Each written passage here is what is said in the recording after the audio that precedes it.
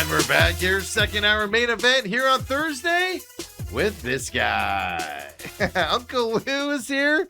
VSIN. Lou, I missed you last week, man. I meant to reach out to you, but I got caught up in some stuff, and Dale's like, I talked to him. I just hope it went well, and you're on the other side. No, got to go back on July 1st, I think. Oh, boy. Well, and I hope that goes well. Yeah, I know. It was funny because I was talking to John Holmberg on Tuesday. He comes through here. And I was talking to him, and he's got a couple rental houses. He's like, you make me not want to have any, because I was telling him what was going on. It's a tenant situation, an ex-tenant situation that, you know, as an owner, you get caught up in and stuff like that. And I was telling him all about it because he was asking. And he goes, man, you make me want to sell my properties and not deal with this. And I'm like, yeah, I don't, good. I'm happy for you. What I would offer you guys, you're doing all that, is investments, and it's admirable. However, you're living in a incubator that's residential, and therefore you have to fall under the umbrella of the high amount of regulations you have to adhere to. I'm a commercial real estate broker. If you step aside from the residential and you move to the commercial side, the rules and regulations are dynamically different. The ease at which you can remove a tenant on the commercial side is light years different than what it is on the residential side. People don't understand that. Yeah, because you just can't throw people out on their ear. But on the commercial side, things work a little different. Yeah. It's all money. It's all dollars and cents and profit and no profit. Yellow carpet or big windows don't mean jack squat in my world. It just comes down to the money. So here's an infomercial that if you're tired of dealing with that, why don't you let me sell you a nice little threeplex building somewhere and you get started? It's a sales pitch here. I'm just saying. And then from a little building, you get a bigger building. Yeah, I know. All tax-free and shielded out via the 1031 exchange, which is a legal tool by where rich people become wealthy. That though. I know you're not wrong about that. That's just my other profession, and sorry about that. No, I actually have a question. Let's do some education here really quick. Sure. Because I'm under the impression it's harder to get rid of people on the commercial side because you always hear, oh, they haven't paid rent in 6 months and they're still in there, and then they lock the doors and demand the payments and stuff to that. Is that just somebody accepting the non-payment to that time frame? If you're dealing with a guy that's lacquering boats or making engines and dealing with oil and he leaves you with a mess, you could stand some time. But no, everything's done by a Bible. The Bible is the lease. And when it's written on a lease and says you don't pay your rent, if you don't pay your rent, here's what the landlord can do. It's black and white. And it's just business and no business. Residential side has other considerations that I'm glad I don't have to deal with. Here's the other side of it, just to be fair. And it's gotten easier. Oh, of course. It's gotten worse because of COVID. You couldn't evict people, which I'm lucky enough I don't have to do that too often. Well, in this situation, you know, I've said it on there. It had to do with the tenant that had a car on his yard. City of Mesa didn't like it. We couldn't move it. Then it got into some other procedural stuff we'll talk about later. But we couldn't evict the guy because we couldn't find him because it ends up he was in the hospital, he got shot, and so he's in the hospital and stuff like that stuff. And then you can disappear. You can alternately serve them. Then if you're on government assistance, it makes it even harder to get him out and all that stuff. So that's the regulations have gotten a lot harder. Yeah, that's why he don't have hair. I don't have hair for similar reasons. It's only money. That's what I always tell people. It's only money. Every business has indigestion, but we don't deal with that indigestion. I know. I don't know. Maybe I'll have to start looking. I just don't understand the commercial side, and that's why obviously housing you can understand it. Kids get a big check. I'm going to buy my mom a house. No, you're not. Go buy a little building, okay? And you take the down payment, and you buy a building. The building is rented out, and it's throwing income off. And then the first check you have a building, the first check that comes, the first month you own it, he's like, oh, look at this. I got a check. I'm getting one every month. You know what I'm doing with this one? I'm going to use it as a down payment on my mom's house. You let the investment buy mom's house. You don't just go buy a house, you big dummy. And they don't, they have dreams and stuff, but they need someone to teach them. I have strong opinions about all this, as I do about sports. Of course, that's your other side. That's your other business I deal with, and I'm primarily land and industrial. So, office and retail is a little different world. So it does crack me up though. Like I said, because I was giving Holmberg all the details. We were just sitting down talking about it, And it was just funny to watch. Like, I literally just looked at me and goes, man, this makes me not want to have rental home. And Oh, no, I just it's looked at him scared the like, death- well, it's not that. And I'm like, maybe it is that bad. I don't know. From my perspective, it's haunted. It's scary. Oh, yeah. No, it's like I said, I got caught. I did nothing wrong. I did nothing. Now I'm embroiled in this big lawsuit with the city and all that stuff just because I had a tenant that broke city codes and stuff, and they won't go after the tenants because they know they have no money. So all these houses that you own, you haven't lived in them. No. If in the period, so No. they're all investment properties where you could sell them all and roll all that money into an investment property. Okay, look at Lou pumping me here. All right, guys, we're gonna take off. We're gonna go look at some properties. See you guys all later. That's not. I'm just saying. There's always options. Oh no, there's no doubt about it. So I don't know. We'll see. I know I have a buddy of mine that does small apartment complexes, and he owns, I don't know, 10 of them or so, and they've always been fun, profitable, whatever. And even now, because of the tenants, the regulations coming down on him and stuff like that, he's actually starting to sell them now because he's just tired of it and stuff like that. And it's just it has changed compared to what it was Again, before. another market. And I'm not a slumlord guy at all. I fix stuff up nice and everything, but it's frustrating at times. Hey, it's.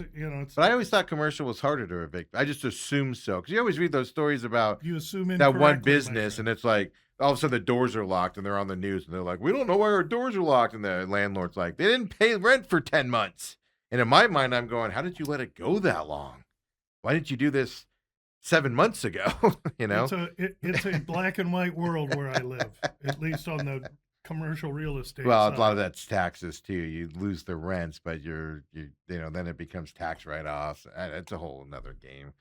When you get to that, I don't understand. But that's why Lou's here. He's not only knowledgeable on the commercial real estate side of things. Somewhat knowledgeable. Reach out to him if you're interested in that and you want to follow up on that side, but then also the sports world. But Lou, before we get started, good job last week. I watched I was able to watch the first 45 minutes of the show live before I had to go in and everything, and I missed the rest of it. I had to go back and watch it later, but great show last week with Dale. Well, Appreciate thank you. you filling in. It's fun. I don't, I used to spend a lot of time with him every week. Yeah. Now because our schedules we just He are big two time passing boats in the front yard when we leave, and I come and he leaves.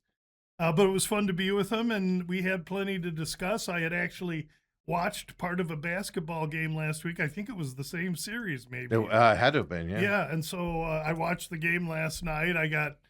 Listen, what a luck box. So I'm watching the game, and I have San Antonio +2. Because I want a little action. It wasn't a very big bet. And so I got San Antonio at 2, and in the middle of the third quarter, first of all, I'm watching, I think it's the middle of the fourth quarter.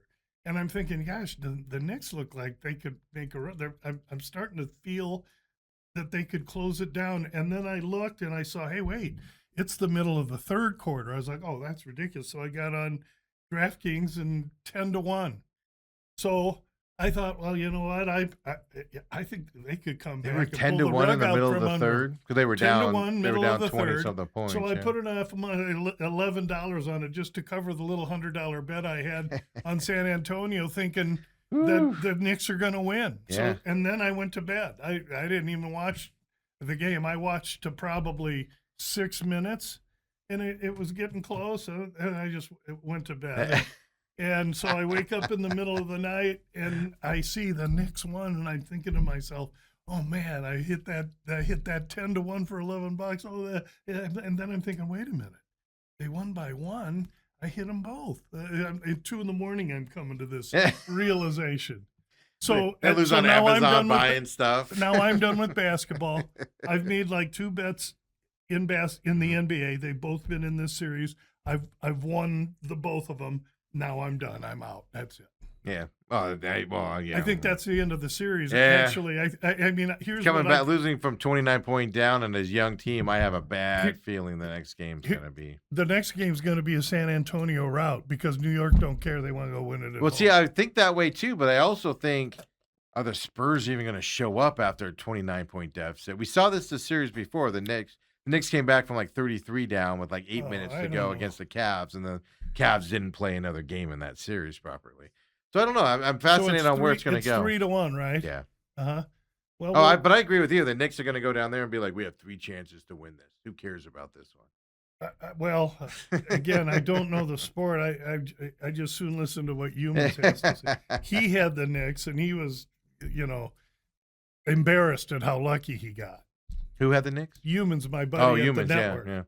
Yeah, I had I've had the Spurs this whole series, and I've been hasn't been a good NBA series for me. Yikes. To the point where I didn't even I stopped betting on the series, much like I've done with the NHL as well. But before we get into that big UFC fight this week, we're going to get a lot of people looking for this info for this week. Mhm. So just tell everybody where they can find you. Your sneak peek that's already out.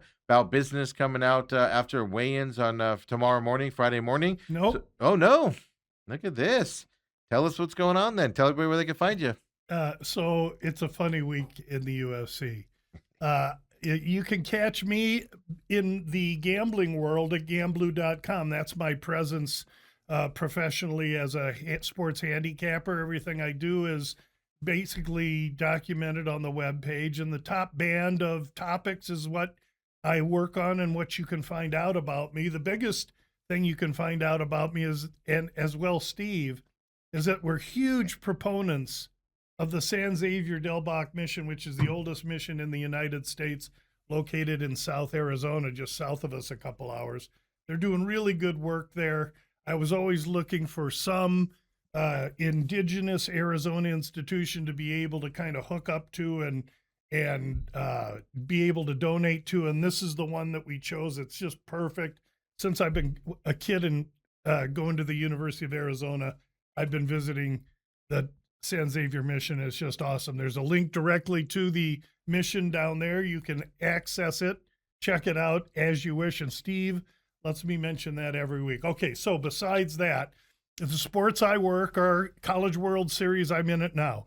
Hockey playoffs, we have a game tonight. Mm-hmm. NFL, I'm preparing for that in July, and UFC, which we have this Freedom Card. So we got a lot of stuff to talk about. I'm a popular guy right now. I'm on a lot of shows, making a lot of appearances because there's no monster in the room NFL, and so everybody. Well, which one's your favorite show talk you're about on? Stuff. How many kids you got? 2. Yeah, which one's your favorite? The same answer. Ethan, obviously. Oh yeah, I love all my children. Because I have to get in the car with them afterwards. If you notice, hockey, fighting, and NFL. One thing all of those are is pretty passionate.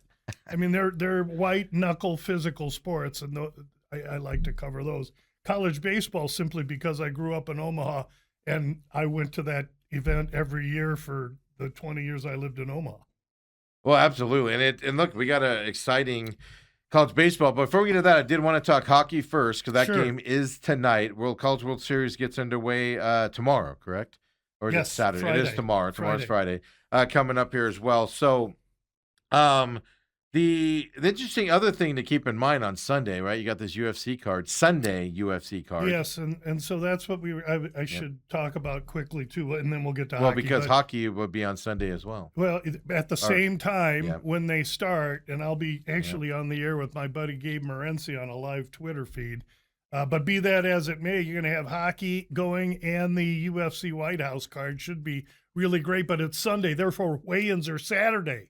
And so the bow business isn't coming out until another day because of the stagger in the schedule. So thanks for letting me in. Oh, yeah, no worries. I know, because when I said Friday, it's normally when it comes out. And I wasn't sure, because you said it's kind of a weird schedule this week as well. I know, and then the worst part is I got to go out and work the Rattlers game on Sunday night too. So I'm going to be there with multiple phones working the White House card. It's like, man, why is everything just packed up to Sunday this week? What the heck's happening? Wow, you need to get sick. Work getting in the way, right? And avoid that here. But of course, tonight, Carolina, Vegas, series is tied 2-2. All this weird stuff happening. I gave that stat earlier. I'm sure you have the same stats out there, that just home teams are, not winning very well. It's like a 46% rate here in these NHL playoffs in this series tonight in North Carolina for this game. And I was not joking around. I do like Vegas tonight in this game. But what are your thoughts tonight going into this? Well, first of all, Gamblu clients win either way. Whoever wins, we have 2 units to win, 4 on each team. So we stand to make a little bit more should the Knights win, actually. which is contrary to my thought process because at the beginning of Mhm. the series and on all the spots I did with VSIN, it was Carolina in 6. I still feel that way, even though it's setting up to be Carolina in 7 or somebody in 7. I thought the rest of 11 days in the middle of the tournament was the difference for Carolina. And because of that, I thought they would surely win game 1 and probably split the first 2. I was asked backwards because they lost the first one, but they did split the first 2. Be that as it may, there's 3 games left. The beneficiary of great hockey is going to be all us fans. I will also more than likely be on Las Vegas tonight. They opened 130. They're now plus 136. According to So, DraftKings. so I don't know what DraftKings is. No, that's what it is. Plus 136 on So DraftKings. so and that's not well. There by the time they drop the puck, they'll be 145. So it's time. It's time for me to just sit back and do what I normally do and wait. I'll be on Vegas, even though I think that it's a very important spot for Carolina. I don't play it that way. I play logically what the numbers say that I should play, and I've been playing road teams because they open at one number and end up closing a dime or 15 cents higher than that. And the bookmakers, when they open it at the opening number, they know they're going to get action on the other side. They just can't tell how much, so they still have to adjust. You're paying a tax by taking Carolina tonight. And so I'll take the advantage in Las Vegas, and we'll see what happens. We have some great Conn Smythe. We have Stankonen and Freddie and Stahl for Carolina. And we just got Stahl at 25-1 after he made all those goals the other night while that game was still going, by the way. You can look at my Twitter feed and see. That's why I got to follow him on Twitter, folks. And then for Vegas, we got Marner, who's probably going to win it. So road teams so far are 42-38 in the Stanley Cup playoffs. So the road teams are winning more than the home teams are, and that's for a number of reasons.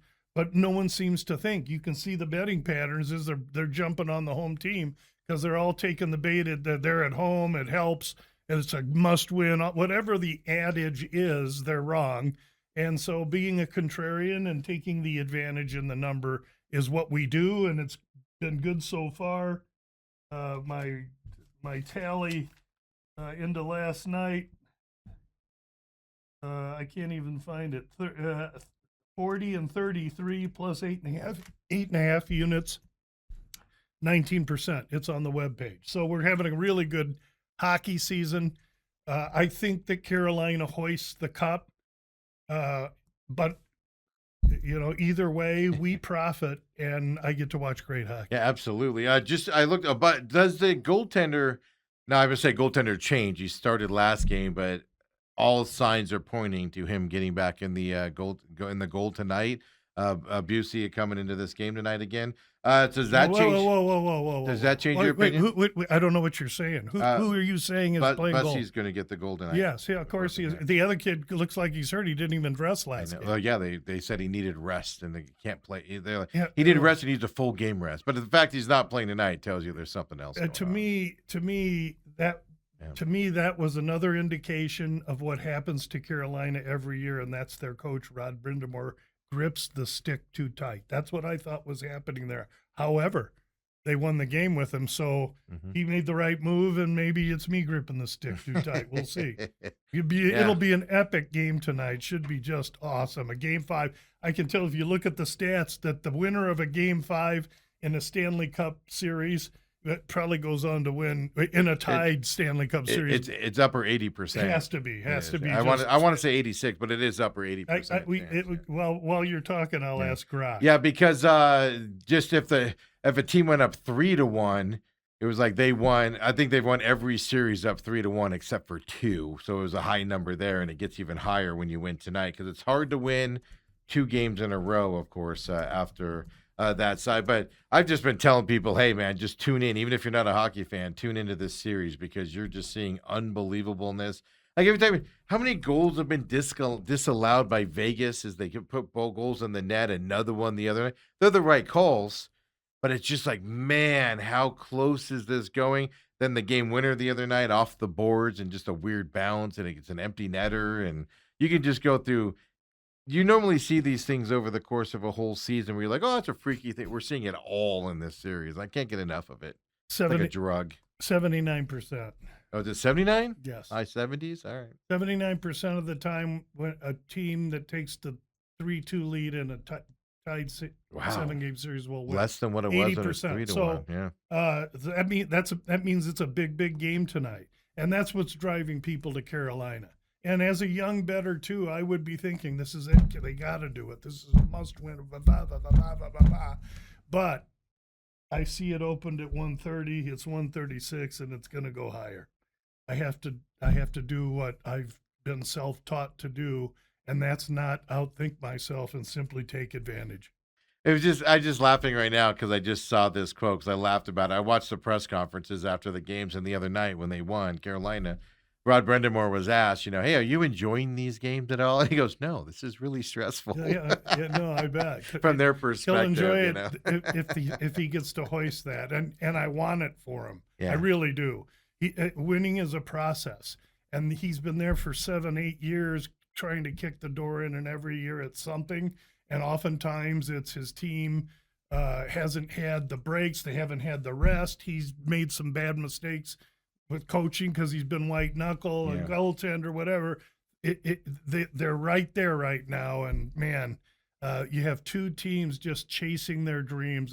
Since these kids were in kindergarten and their parents were taking them to hockey practice at 4 a.m, they've wanted this, and you can see the kid takes the puck in the nose. His nose is all chewed up, and he's back the next day, 180 pounds of nothing but teeth, bristle, and freaking guts, man. I love the passion of the sport. I was telling Autumn who I was watching that game with after he took that puck and he had that ring on, and she goes, "Oh, he doesn't look that bad." I go, "Imagine this guy trying to breathe out there with his nose just smashed open." And they said he probably broke an orbital, something around his eye is probably broken with the way he hit that.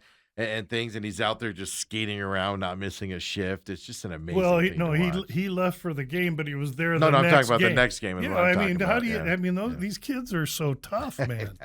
I've always said the hockey player, as far as toughness of athlete, is here, and then there's a huge gap to any sport you could possibly think. No one's close to a hockey player. However, there's one athlete that even exceeds toughness of a hockey player, and that's your rodeo cowboy. So you're going to go get a 1,300-pound bull and tie him up where it's most delicate on the bull and put a cowboy on him.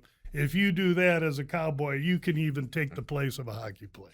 It's an amazing thing to watch. So we'll see tonight, Lou. This is just such a fun series. Just tune in and enjoy it. Like I said, Sunday night, just have 2 TVs on too for the UFC, which we'll talk about here coming up. But obviously, we also got a big thing happening here. 8 teams in the College World Series. First time, is it ever? Since 1957. That 8 teams that weren't in the College World Series last year are in it this year. That's correct. Unbelievable. So we're going to have a new winner. We're guaranteed to have at least one SEC team in the College World Series as well. Well, that's because 4 SEC teams are in the bottom half of that bracket. That's correct. One's going to make it. Ole Miss is the lone one in that upper bracket with North Carolina, West Virginia, and Troy on that north side. So record number 5 SEC teams make the College World Series this year. Yeah, and I think I said all year long that 5 to 7 teams will be SEC, ACC. There's just no ACC, which is interesting. I take that back. North Carolina. And they're the only one, yeah. So when I get to this point in the College World Series, I always look to see who was there last year because I just said it. Winning's a process. Yeah. And so the teams that are there last year that show up, they are not enamored. They don't get their picture taken in front of the stadium and the statue and go sightseeing and go to all the places and everything. And oh, man, look, we're in the College World, because they've been there and now they're there on business. But there's no team there 2 years in a row. However, there's one team there that was there 2 years ago. Mm-hmm. Who's that? North Carolina. Mm-hmm. North Carolina was there 2 years ago. Much of that team was there. And then last year when they got to the Supers, they got against Arizona, and they were all planning to go to Omaha again. Second year in a row, and they got beat. This year they came back, had to get by a really, really tough Oklahoma. Was it Oklahoma that they beat in Last regionals? They got by Southern Cal, USC, and boy, do you feel And they bad barely got back to boy, do you USC. feel bad for the Trojans. But be that as it may, now that they're here, it's a different brand of baseball. And of the 3 top teams that are pitching, West Virginia, North Carolina, and Texas, those are your stalwarts. One of those teams is going to win this. Why? Because they have the pitching. Park sits low. The wind blows in. Now, Friday's wind is going to be tepid, but Saturday's wind will start to blow into the hitter's teeth a little bit. So monster ball doesn't work. Small ball pitching, stealing bases works. And those are the teams you want to check out. That's why I'm high on. I mean, Gamblu clients are pretty heavy on favorites in this College World Series. So you have brackets, and Steve was saying the top part of the bracket and the short part. The south part of the bracket. You got to know who's where, because on that bottom bracket, Alabama, Oklahoma, Georgia, Texas, that is a killer. No matter who comes out of that, they're going to be tough. The winner of the Georgia Texas game, those are 2 of the chalks of the tournament. That's an unbelievable matchup in the first round. It's just unbelievable. So 4 games on Friday, 4 games on Saturday. I'll have some releases on each. I have a future on West Virginia and North Carolina. That said, Ole Miss is a SEC team, and they've sharpened their steel on other SEC teams all year. That Ole Miss North Carolina game should be good. And just because I have North Carolina to win it all doesn't mean I won't consider betting Ole Miss there. In fact, we have both teams in the Stanley Cup, but vocally I've been saying Carolina. That said, I'm betting Vegas tonight. So my day-to-day process has nothing to do with where the futures are. Those are separated entities. Getting back to College World Series, if you want angles, the angle is to bet the unders. However, the bookmakers were smart. They waited until real late in the week to put the totals out for these games, and they're very low. And they're low because they are understanding the park finally after 10, 12 years of being there. And so I'm going to have to wait now until the wind. I monitor Omaha wind by the day, and when the wind blows in, I'll jump unders. And then when if you want, you check the Gamblu webpage each morning, and the releases will be there, maybe even the night before for the next day, based on wind.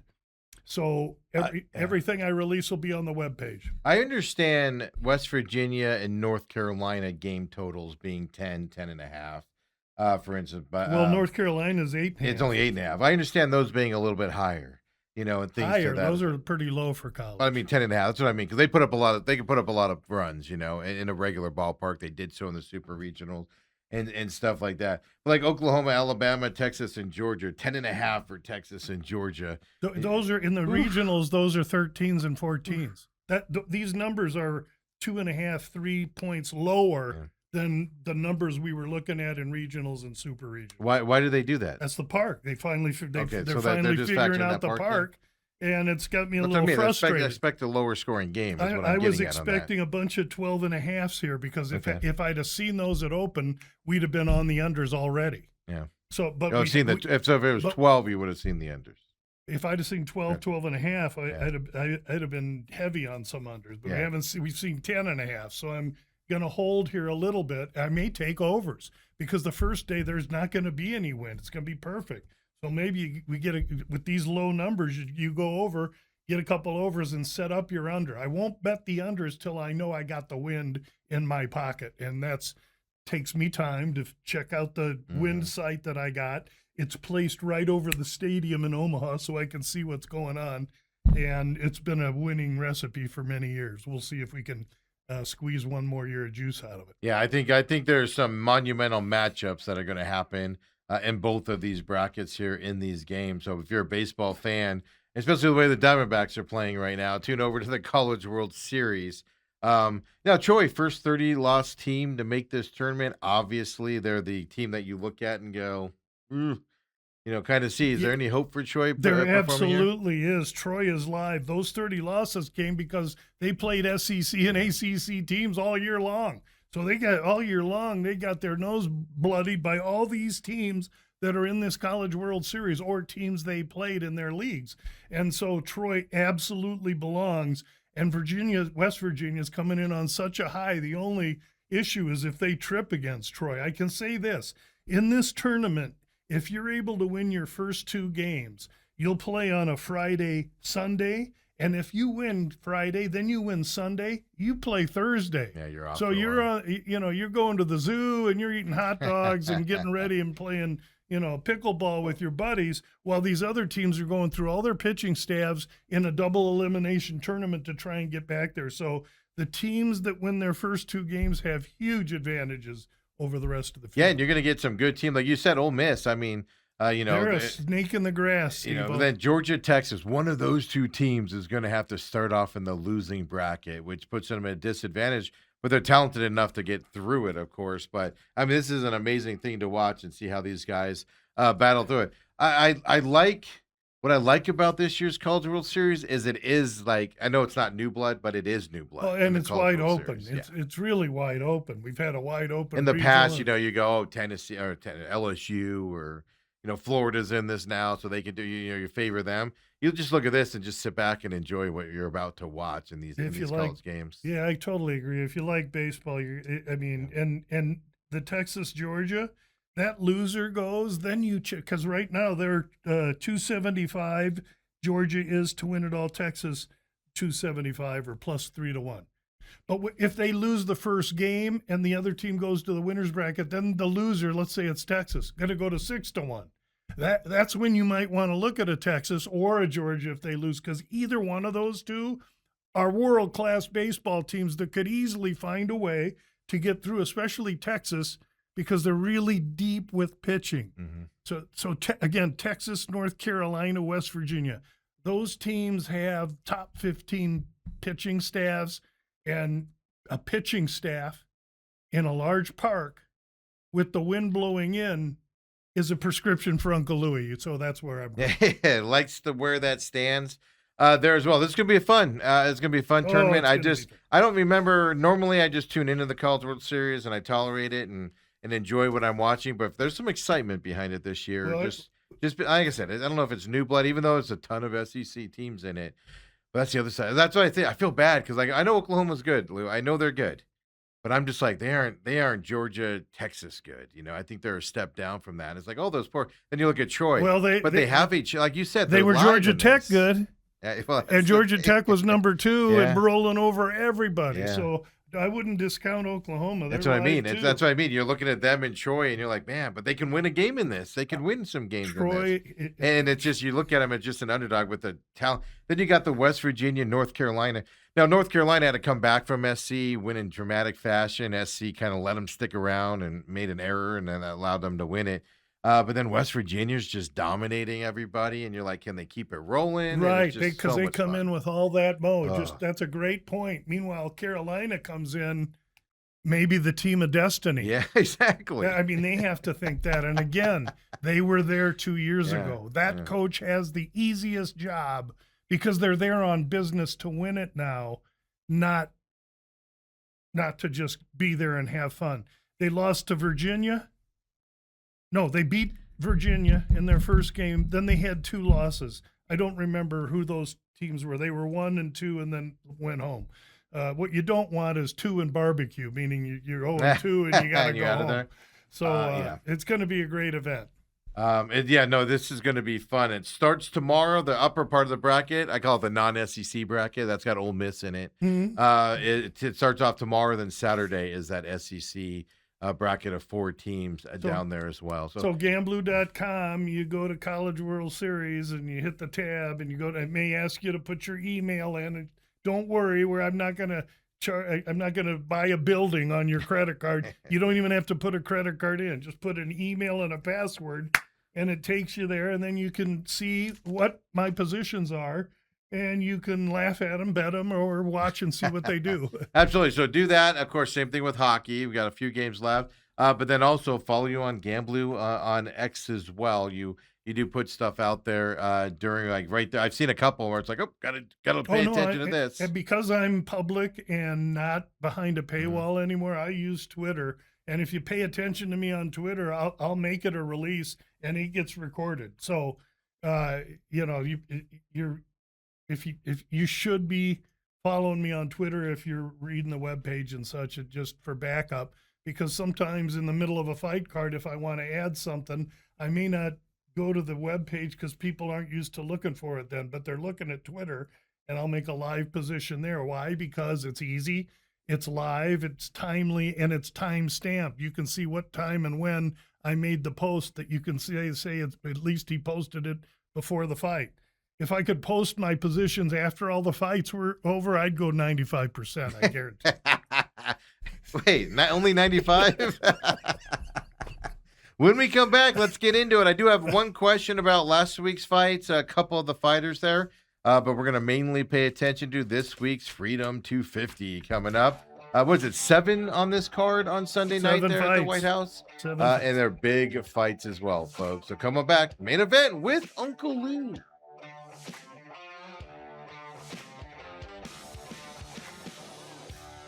And we're back here, UFC. Of course, Talk with Uncle Lou will be the rest of the show. Big Freedom 250 fight this Sunday coming up. But first, I wanted to do a couple fighters last week, a couple fights I saw. And, obviously I listened to you last week with Dale.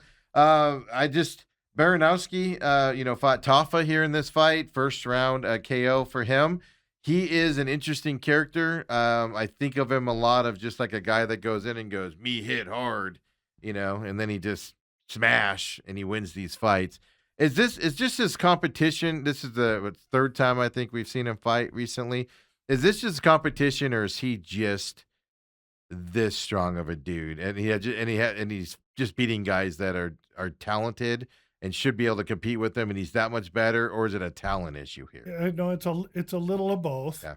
The UFC is deft in who they're putting in front of him. They're not giving him any freaking Cobra wrestlers just yet, but just understand that's probably what's coming. But this kid is a former gifted elite judo practitioner. We just haven't been able to see anybody fight with him long enough to get it there. This is a scary dude right here because he's got a well-rounded arsenal. We haven't seen him on the ground. He's wanting to get somebody that'll last long enough so we can take him down there. His last fight hasn't happened yet. His last fight, I forget who it was against. I remember him saying afterward, I trained to wrestle with this guy, and I didn't get a chance. He didn't. He's like, I beat him up too fast. He's got a grand. I said it now twice, once with him and once with Dale last week. The guy's got an iron jaw. He has tremendous will. He's got profuse power in his legs and his hands, and he's a gifted judo practitioner. He next to scary UFC fighter in the dictionaries, a picture of this guy with his ears down just above his shoulders. He's an unusual shaped guy. His head is and his ears, they look funny. And he may look funny. I ain't gonna tell him that. But he may look funny, but he's a bad hombre. Yeah. And so now they've ratcheted him up a few times. Now he wants a top 15 guy, and that's why they ratcheted him up, because they can advertise, hey, listen, this guy's 3-0. He's knocked out everybody he's been in the first round. Now we're going to give him somebody. The thing is that somebody in the top 15, they're going to say, hey, we want you to fight Ewo over here, and they're going to say, up yours. I ain't fighting that guy. So he's going to have a hard time finding fights, and so we'll see what happens. All right, yeah, but he's a scary guy. Yeah, no, he's one of those rare fighters that you watch him in the ring and you just go, okay, is this a competition, or is this guy just dominant in there? And it's just you could see it. It's almost like those Mike Tyson vibes where you see it. He wins the fight before he even gets in the ring. It feels like he goes in and he's like I said, that one comment. I practiced wrestling to lead up to this. His last fight, 'cause the guy was a wrestler, and he goes, I just beat him too fast. I couldn't wrestle. So he's actually training hard, wanting to do it, and he just gets in there, and he's like a a big grown man with like a puppy, and he doesn't know how strong he is and doesn't know what he can do to him. But he's not a striker training judo so he can be good. He's a judo savant who happens to have hands, and you can't hit him. Yeah. I mean, you could stand there with a baseball bat, hit this dude right across the forehead. He'll barely blink at you. Yeah. I'm telling you, he is. He'll just stare at you. He's the real deal. Then you got Brendan Allen against Shabazian here in this fight. Brendan Allen, I know people are high on in the UFC. Hear a lot of hype up about him. Of course, third round decision in this fight. Was this a incident, in your opinion, on Allen toying around a little too much? Should have finished this earlier, or is it say what his competition is? Allen beat Shabazian at Shabazian's game, the stand-up. Mm-hmm. Another dubious, questionable mental decision by Allen, but that's okay. He does that every fight. That's why he only gets to a certain level. When he gets to the top three, he can't beat those top four guys, the champ and the 1, 2, and 3. He's 4 to 8 in there, and he's a solid 4 to 8. And Shabazian's 12. So, and again, we had Allen Chagan. That now puts us on a fight in the White House card where we have both sides, and we'll get to that when we get to that White House card. Absolutely. And then, of course, the main card here, Muhammad and Bonfim. Bonfim ends up getting the win, unanimous decision for Bonfim in this fight. I believe this went off as close to a pick'em is what it ended up at there as well. Even the commentators were like, oh, let's just enjoy this bad boy in this fight. I was impressed with, I've always been impressed with Bonfim, to be fair. I was super impressed with him in this fight as well against Muhammad. Am I hyping him up enough after this victory? I don't know. I'm a Fade Bonfim guy. Yeah, we didn't see anything from Bilal. In fact, listening to Anik and Florian, if you listen to Ray Longo, and that's why I listen to Anik. Kenny Florian is a genius and is able to express mixed martial arts action and terminology and theory as well as anyone. And then you get Ray Longo. Anytime you get the opportunity to sit there and listen to a guy like Ray Longo talk, you got to listen, and they give him 20 minutes there. So I soak in everything Ray Longo has to say, and Longo felt as though Muhammad looked like he was under medication. Well, he questioned, why didn't he try and take him down? He just totally ditched his wrestling. Why against Madalena did he not attempt to wrestle at all? And then he didn't do it against Gary because he couldn't. He couldn't catch up with him. Bad fight, throw it out. Now he has every chance in the first takedown attempts in the third round. Muhammad is bye-bye now. Whatever it is or was, he's gone. I took the bait, and I paid the price, and we move on. Yeah, it was 128 total strikes for Bonfim to 86 on Muhammad. And I wouldn't have put it to where he was drugged out, but I just felt like Muhammad, I don't know if not wanting to be there was the right deal, but I just felt like he wasn't there. No one said drugged out. No, on medication. Or he wasn't there. Yeah, that's what I'm getting at. Another, something was it's off. Like I put it more as like he didn't want to be in there, or he wasn't focused to be there. Slower is a good way of putting it. So I wouldn't have put it to the medication side, but that's where I just don't know this enough to where I was just like, man, Bonfim looks, and I knew you were a fade with him. That's why I wanted to definitely ask you about him moving forward as well. Well, he beats me tonight, or last week, so we'll see what happens next time. Absolutely, but let's get right to the reason we're all here this week. Weather permitting, this fight is on Sunday night. I have seen some forecasts say rain's going to roll through at some point. UFC Freedom at 250, and regardless of how you feel about where it is and all of that stuff, put that aside because your opening card for this, 5 p.m. on the White House lawn there on Sunday as well. Diego Lopez and Steve Garcia is your first fight. This should be a headliner on any other card. Oh, no question about it. Here's two guys going to go out to the middle of the cage, and one guy wants to fight the other guy for the same reason that one guy wants to fight that guy. Why? Because they're going to give them the fight they want. They're going to go out in the middle. They're going to stand there, and they're going to put their cleats in the ground and dig in, and then they're going to throw freaking hooks, uppercuts, and crosses on each other, and they're just going to try and ring the other guy's bell. Great fight. We know Lopez because he took a short notice fight against Evloev, then the one top 3 guys in the division, fought him to a tight decision, was highly competitive. Since then, because he stepped in on short notice, the UFC's been repaying him handsomely with great fight opportunities, 2 title chances, both against Volkanovski that have given him great experience, no question about it. But he was painted in each of those fights. He wasn't that competitive. In between those two fights was a fight against a guy named Jean Silva that he won, but he was getting beat until he won it. And he likes the firefight. He's more than willing to eat one to give one. And in his opponent, in Steve Garcia, you got a guy that hasn't been in with the same caliber opponent as has Lopez. But he's won his last 7 straight with ratcheted up competition, good solid competition. And in this fight, Garcia is going to be the taller man, slightly older, a lefty, and he's going to have a reach advantage of 3 inches. These two guys are going to go after each other. What I think for me makes the difference in this fight, and it's what I wrote on the webpage and for VSIN, is that this will be the 4th fight in 14 months for Lopez. And again, the other 3 were Jean Silva and 2 Volkanovskis. That's being in camp a lot. That's working hard a lot. There's not a lot of rest there. He's been spending a lot of time in Oklahoma working on his wrestling, trying to develop. And I think that he's packing a lot on his plate. Meanwhile, Garcia comes in firing fresh. He fought April of last year, and then in November he had a fight against Onama, and he just systematically took him apart in less than a round. A good, strong, tough fighter that can punch himself. So I got momentum and size with Garcia, and I have experience and level of competition with Lopez. Both guys strikers. Both guys will eat one to take one. We know Lopez has a great chin. Garcia has been knocked out.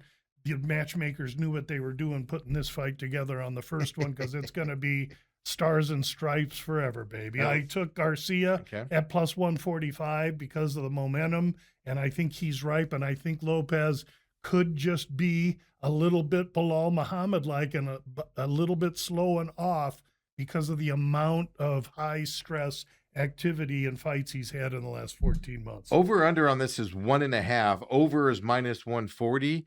On this, like you said, Lopez does not get knocked out. I know Garcia can in this fight, but I see a long fight here. Now, obviously, it's going to be a battle and who can hang out to stand in there. You like Garcia overall, but that 1.5 number kind of surprised me a little bit with these two guys, but what do I know? I'm not the expert. Yeah, somebody's going to go. I don't Just a matter of when? I don't know. Okay. If I were going to play with that, I'd maybe play fight starts round 2. I don't know. Okay. There we go. And by the way, right now, Steve Garcia is plus 130. Lopez is minus 155 right now. And we use DraftKings, so everybody knows here on the fight card numbers for this week. Then you got a middleweight fight coming up. Bo Nickel against Kyle Dacus here. Both United States fighters battling it out. Bo, by the way, is a minus 325 favorite. So Nickel is a pedigreed American wrestler that's won at every level of everything he's done.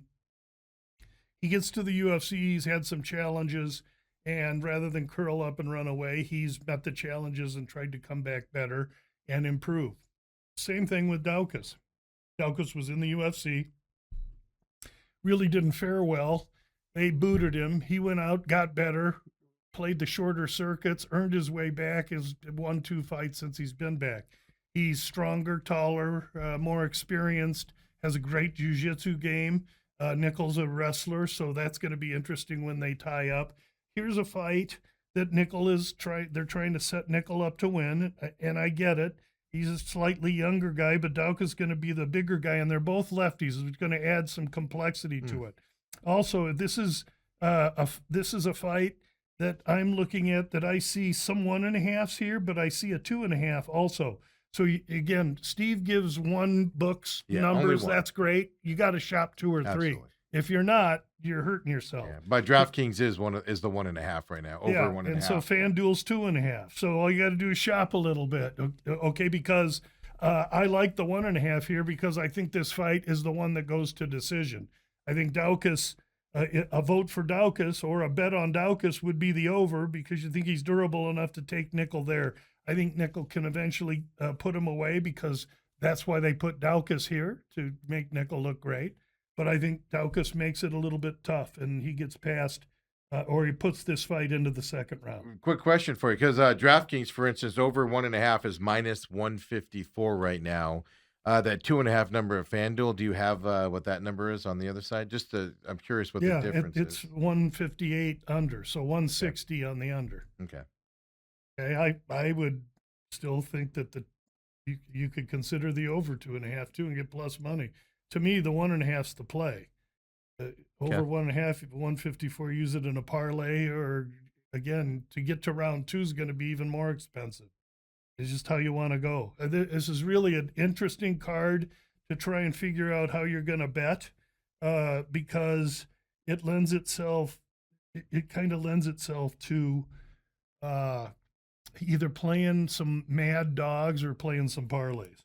Let me ask you this, because this is a different setup outdoors, the hype of this event, does that go into kind of question marks? Who will wilt under the bright lights of the White House and who won't? Yeah, these are all name fighters that are really looking forward to this. None of them are going to wilt under the lights. However, some of them may have trouble navigating the bugs and the humidity. Yeah. And so there's going to be outside. And really, when we get to the Gaethje-Topuria fight, I'm dying for Gaethje to win the fight, but it's going to be so difficult. And then when I find, because I think Gaethje's got an advantage training at elevation, and then I look on the internet here today, and there's 5 days ago, here's Topuria and his camp training outside in the humidity in DC. Listen, this Topuria guy's a scary guy. Every person I trust in the UFC, every person I trust that handicaps the UFC that I've talked to, all believe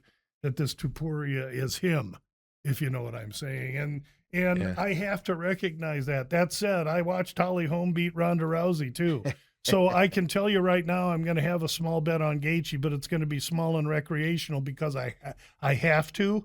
I want Gaethje to win, but I'm bucking a big trend here. Yeah, exactly right. Well, let's get to we'll get to that here in just a minute. But Mauricio Hoofy. I know I always do that with him. And then Michael Chandler battling it out here in a lightweight bout. Michael Handler. I'm just kidding. No, I'm like that. I'm like, that's definitely Chandler. Don't do that to me, Lou. Don't do that to me. So we know Chandler. Chandler's a world-class wrestler that goes out there and never wrestles and just wants to go out there and ring the other guy's bell and ends up either ringing that bell or getting his bell rung. Hoofy is this young ex-fighting nerd now training in Australia. Long, tall, fast striker. Can Chandler get inside and mute the length and the danger in Hoofy? That's going to be the question. And what's going to happen when he strives to enter the pocket and has to go through the punishment that Hoofy's going to dish out? So these are the questions in this fight. Hoofy's a ridiculous favorite. Minus 700. Yeah, so I think in this one I wrote Chandler inside the distance plus 650.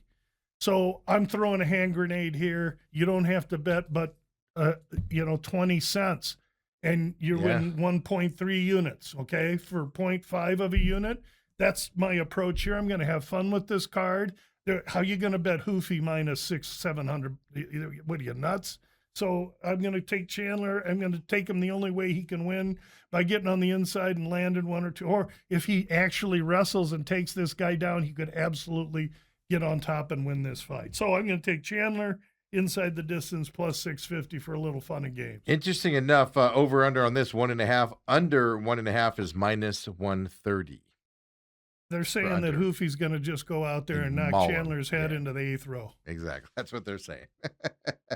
So there we go. Josh Hokett, heavyweight battle here against Derek Lewis, who I like Derek Lewis a lot. It's just he's good for about 2 minutes, Lou, and then it's just exhaustion. Yeah, and that's what he's shown us lately. And he's, if you looked at him at the interviews and everything, he's considerably thinner than he was last time. He was coming more fit. And he says that all the time, but you're right.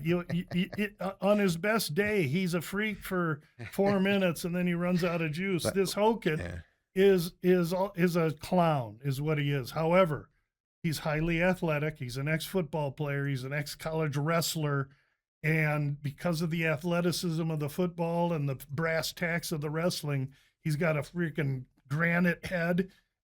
In his last fight, he beat a guy in Curtis Blades that not many heavyweights were going to beat that night. I came walking away from Hokett with a lot of respect. Hokett will either run for a round and then in the second round take Lewis down, get on top, and smother him, or he will immediately tackle him and take him down and smother him. I think it'll be the second. I think he plays with him and sucks some air out of him, makes the Black Beast sweat a little bit, and then in the second round, when Lewis is compromised, Hokett's going to take him down, get on top, and finish the fight. Yeah, over under on this one, 1.5, minus 210 to the under here in this fight as so well. All these 1.5s, and you know who did that? The matchmakers. Yeah. They're giving us some fire in this. Yeah, card. absolutely. So it is interesting hearing you say that and then seeing those numbers. Hokett is a minus 410 favorite going to this. I just think at Derek Lewis, in a normal fight, just wears down where he's just leaning on the guys there at the end and just, getting punches out there with strength, but he just slows down. Now you're outside, like you said, in the humidity, the heat. If it is kind of a rainy type day there, like there might be expecting it, obviously humidity will be a little bit higher. And I just worry about his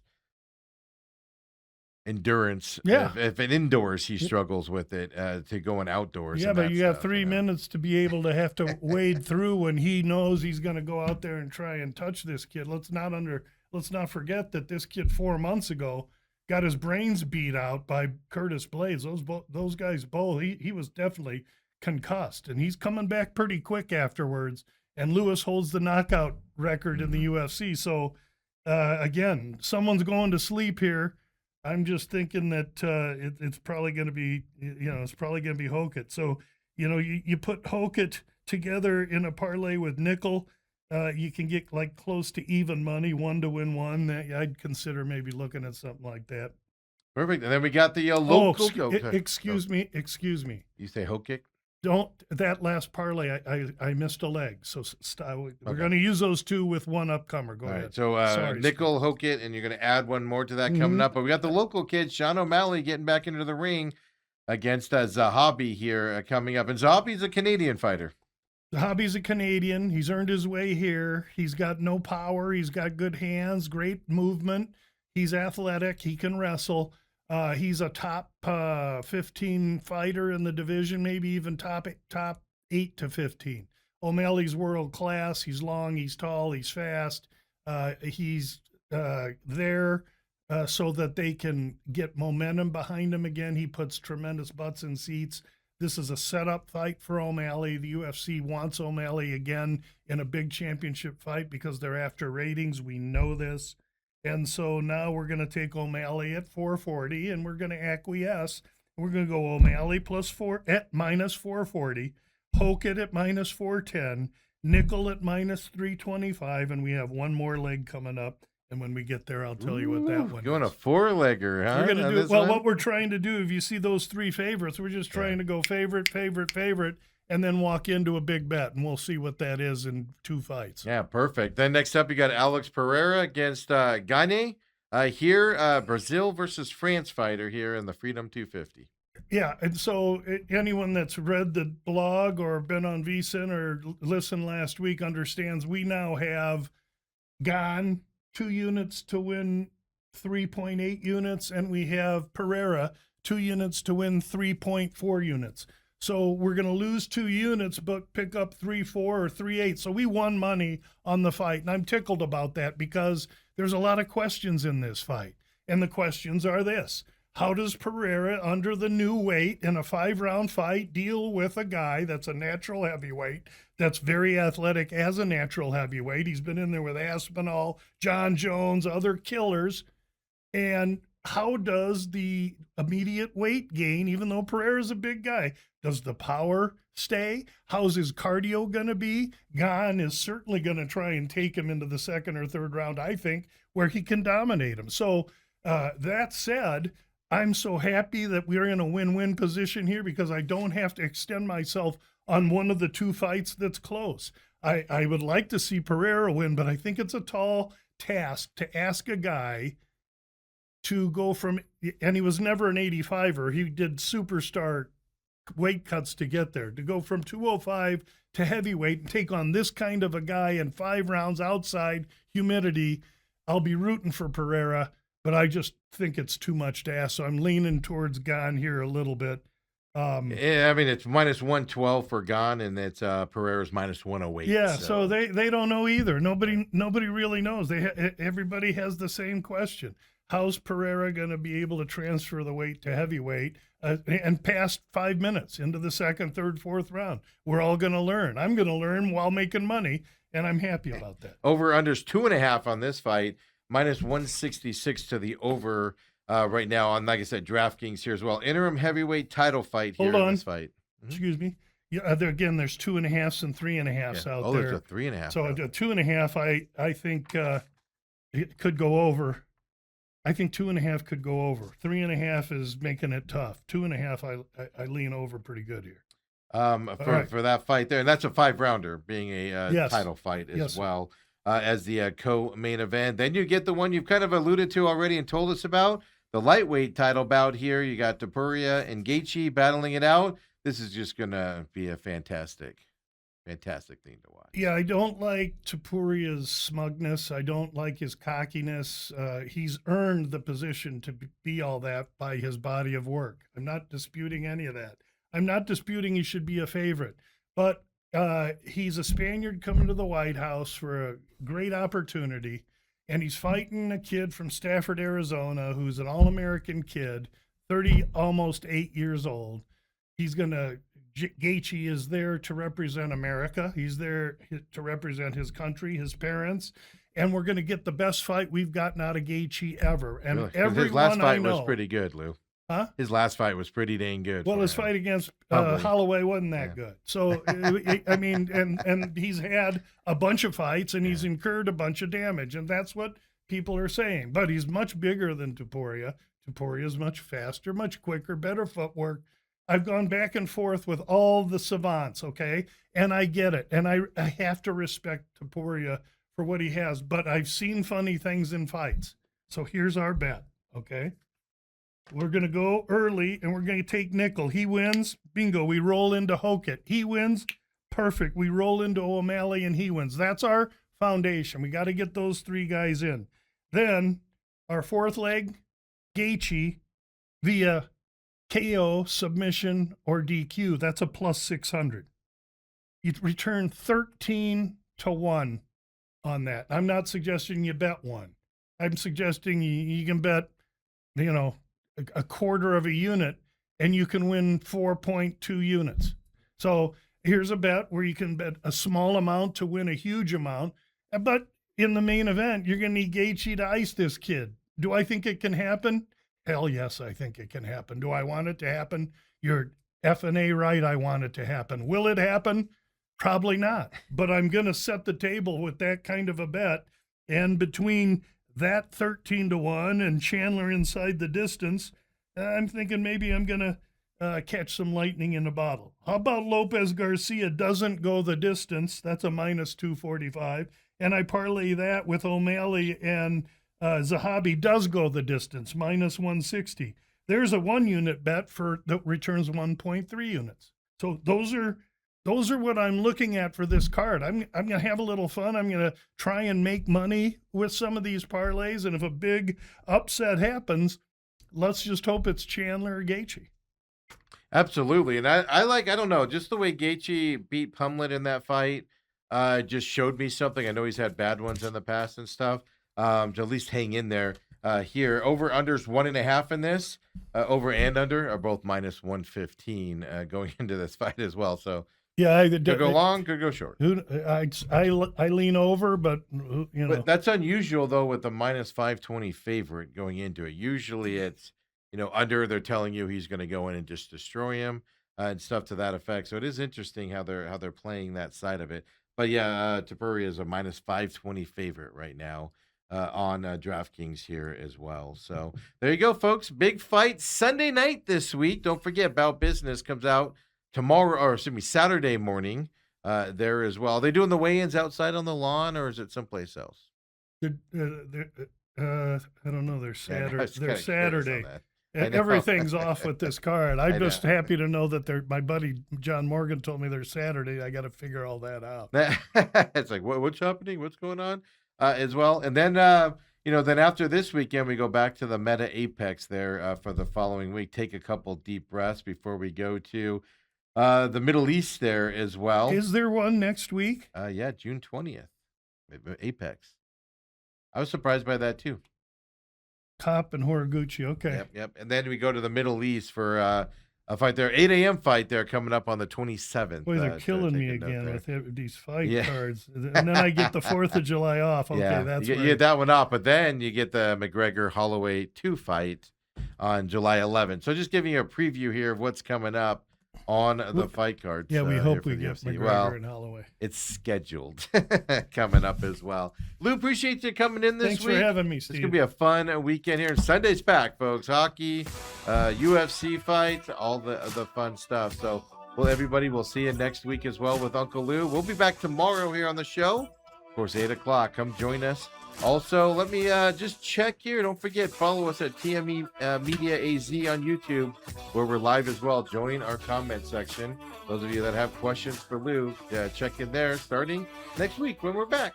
I'll see you then, everybody. Have a great Thursday night. Forgot what day it was.